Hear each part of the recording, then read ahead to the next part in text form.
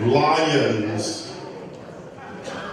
Dr. T-Bow and I have been friends for approximately 50 years. 50 years is a long time. I went to school with his sister Ollie. We went to what was then called Clinton Place Junior High School. Let me told that Dr. T-Bow had a crush on one of my sisters. But I had a crush on his. And we were friends. Friends down through various seasons of life. Through ups and downs, through trials and triumphs, we were friends. He preached at the churches I pastored, at Rounds Chapel, at Shiloh Church, and I was blessed to preach at Greater Friendship and even Good Neighbor, and was so honored to be asked on one occasion to even be the citywide preacher. We were friends. And it was not that I preached so well, but we were friends. It was always a wonder and a blessing to go to conferences, and Hampton was one of the mainstays. It would not have been Hampton if we did not see John T. Knight. We were friends. I could go on, but time won't permit, but there are so many characteristics about my friend that I could lift up, and so many have already accented those characteristics from last night until this very moment.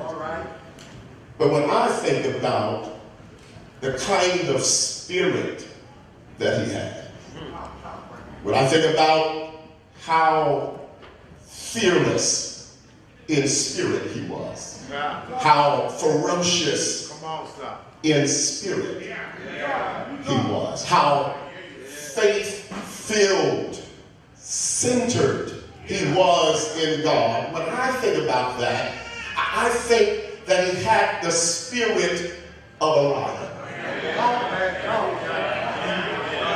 I've never seen him back down from anything. And whenever he showed up, there was a command and a presence about him. For me, he had the spirit of a lion. Reminds me of Dr. Tony Evans, president of the Urban Alternative Radio Ministry and pastor of the Oak Cliff Bible Fellowship in Texas, who provides some insights for those of us like myself who grew up in Newark or grew up in the concrete jungles of urban America. And what Tony Evans does, he exposes and expands our understanding of that majestic creature in the wild, acclaimed to be king of the beast. He talks about, explains, expounds upon the lion.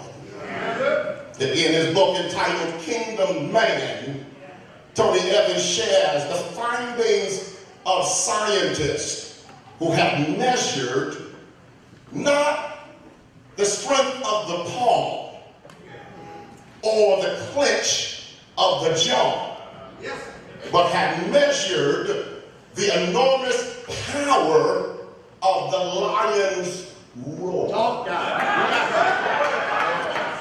That they had come to find out and concluded that the lion's roar extends 5 miles without any amplification. The roar of the lion can be heard 5 miles away. Think about that. The roar can be heard at such a distance. And for those who have a sense of distance, you know that 5 miles is not just around the corner. length of 88 football fields. 5 miles equals the distance of 283 professional basketball courts. 5 miles. All right. For 5 miles. If you don't believe that 5 miles is a great distance, just try walking it every day.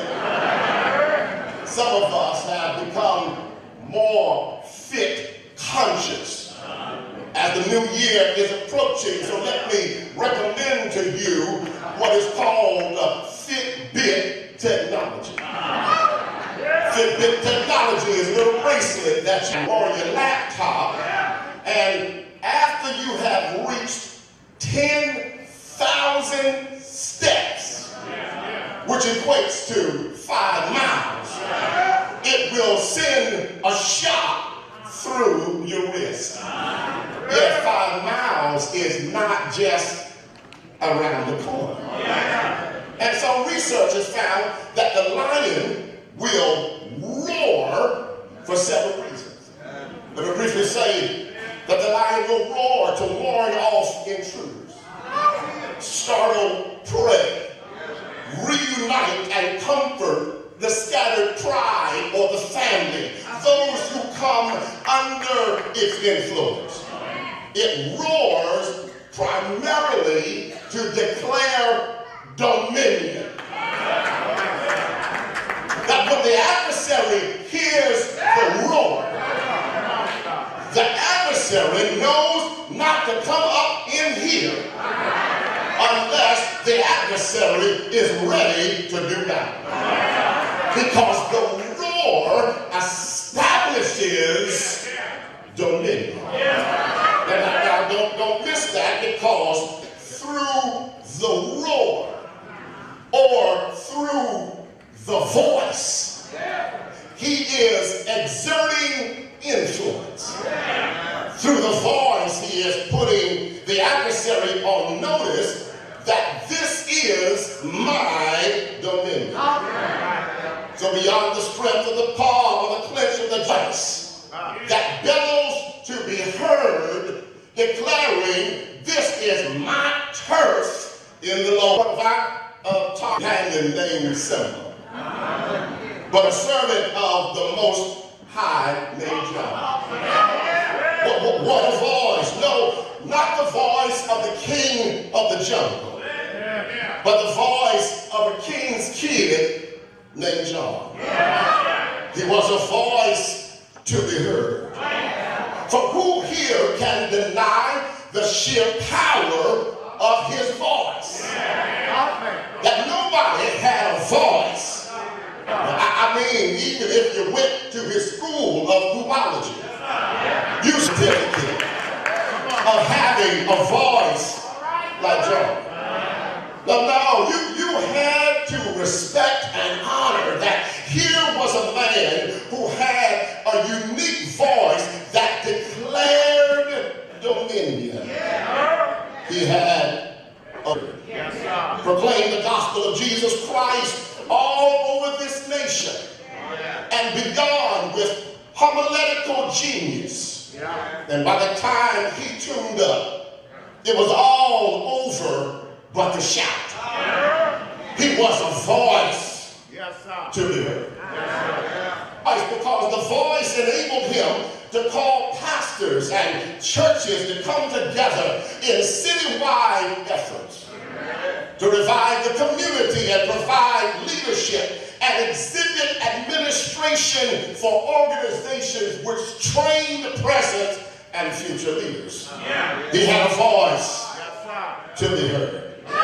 That voice guaranteed engaged the internet, the Facebook community, with relevant and sometimes controversial issues, but never backing down.